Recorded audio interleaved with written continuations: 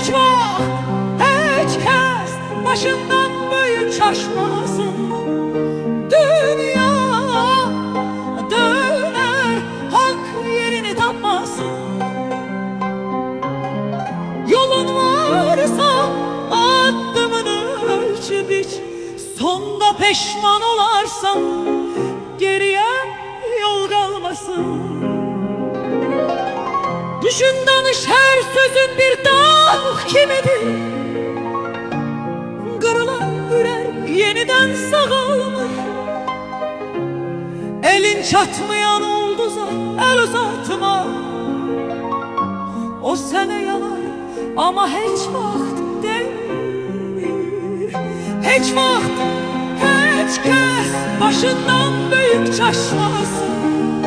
Dünya döner, hak yerini tapmasın.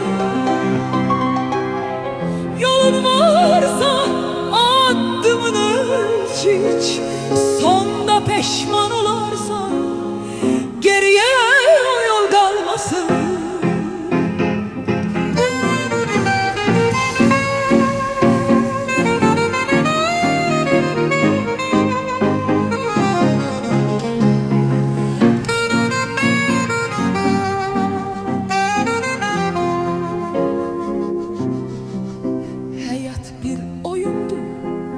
Herkes öz yolunda.